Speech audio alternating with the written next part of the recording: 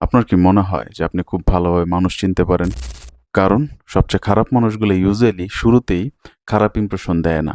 বরং এই মানুষগুলা শুরুতে এমন ইমপ্রেশন দেয় যে আপনি মনের অজান্তেই বলে ফেলেন যে এই মানুষটা হয়তো ডিফারেন্ট। এই মানুষটা বাকিদের তুলনায় খুবই ডিফারেন্ট। মনে করেন আপনার ওয়ার্ক প্লেসে নতুন একজনের সাথে আপনার পরিচয় হলো।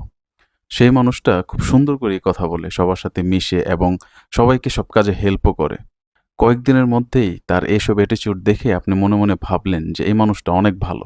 অথবা কোনো রিলেশনশিপের শুরুতেই মনে হলো যে এরকম মানুষ তো আজকাল পাওয়াই যায় না। কিন্তু কয়েক মাস পরে দেখা গেল কি সেই একই মানুষকে দেখেই আপনি মনে মনে বলেন যে এত বড় ভুল আমি কিভাবে করলাম, কিভাবে আমি এই মানুষটাকে চিনতে পারলাম না। সমস্যাটা আসলে মানুষ চেনার ক্ষমতায় না, সমস্যাটা হচ্ছে আমরা যে যে কোনো মানুষকে দেখলে প্রথমেই নিজেদের মাঝে মন গড়ানো একটা গল্প বানিয়ে ফেলি। তারপর আমাদের ব্রেন সেই মন গড়ানো গল্পকেই সত্য বানানোর জন্য ট্রাই করতে থাকে। প্রায় ১০০ বছর আগে একজন সাইকোলজিস্ট একটা রিসার্চ করে দেখেছেন যে আমরা যখন একটা মানুষের শুধুমাত্র একটা ভালো দিক দেখি, তখনই মনে হয় যে তার বাকি সব দিকগুলো হয়তো ভালো। এটাকে বলে হ্যালো ইফেক্ট। একজন মানুষের প্রতি যখন এই ধারণাটা তৈরি হয়ে যায়, তখন এই ধারণার বিপরীতে যায় এমন জিনিস আমরা বিলিভ করতে চাই না, এমন জিনিস আমরা মানতে চাই না। সেই মানুষটা যখন মিথ্যে বলে আর আপনার কাছে যখন ধরা খায়, তখন আপনি বলতে থাকেন যে না, মিথ্যে বলার পেছনে অবশ্যই কোনো রিজন আছে। কিন্তু সেই মানুষটা যখন ভালো কোনো কাজ করে, আপনি যখন ভালো কিছু দেখেন, তখনই আপনি মনে মনে বলতে থাকেন যে আমি তো ঠিকই ছিলাম, আমার ফার্স্ট ইমপ্রেশন তো ঠিকই ছিল। এর মানে হচ্ছে আমরা আমাদের ফার্স্ট ইমপ্রেশনটাকে ভুল প্রমাণ করতে চাই না। তাই সেই মানুষটা ভুল করলেও আমরা আসলে মানতে চাই না যে মানুষটা ভুল করতেছে।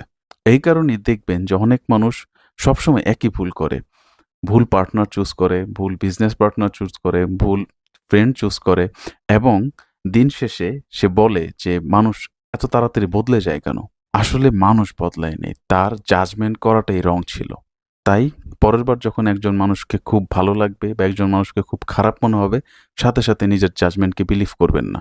শুধু একটা নিয়ম মনে রাখবেন। নিয়মটা কি? ৩টা আলাদা আলাদা ডিফারেন্ট সিচুয়েশনে সেই মানুষটা কিভাবে রিঅ্যাক্ট করে সেই জিনিসটা দেখবেন। কথা কিভাবে বলে সেটা একটা এভিডেন্স। সে যখন স্ট্রেসে থাকে তখন কিভাবে রিঅ্যাক্ট করে সেটা আরেকটা এভিডেন্স। আর তার স্বার্থের বিরুদ্ধে যায় এমন কিছু করলেও সে তখন কিভাবে রিঅ্যাক্ট করে সেই জিনিসটা খেয়াল করবেন। প্রথম ইমপ্রেশনের উপর জাজমেন্ট কখনো দিবেন না, বরং তার প্যাটার্ন খেয়াল করেন। কারণ একজন মানুষের ক্যারেক্টার একদিনে বোঝা যায় না, সেটা প্যাটার্নের উপর ডিপেন্ড করে। শেষে এইটুকুই বলবো যে নিজের ফার্স্ট ইমপ্রেশনের জাজমেন্টকে কখনো গ্যারান্টি ধরে নেবেন না, বরং লজিক দিয়ে চেষ্টা করবেন যে সেই মানুষটা কেমন, সেই মানুষটা কি আসলেই ভালো নাকি খারাপ।